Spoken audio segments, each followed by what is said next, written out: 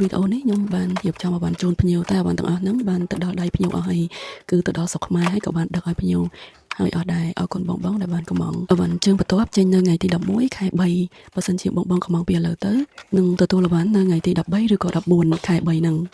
ចង់បានប្រភេទ brand ក៏បានឬក៏ប្រភេទអវ៉ាន់ pharmacy ក៏បានដែរអាចដាក់កំងពីឥឡូវទៅបងចង់កំងអីអាចកំងពីឥឡូវទៅបានអវ៉ាន់នឹងទទួលបាននៅថ្ងៃ13 14បងចង់បានប្រភេទគ្រឿង cosmetic ឬក៏ប្រភេទ pharmacy ឬក៏ប្រភេទ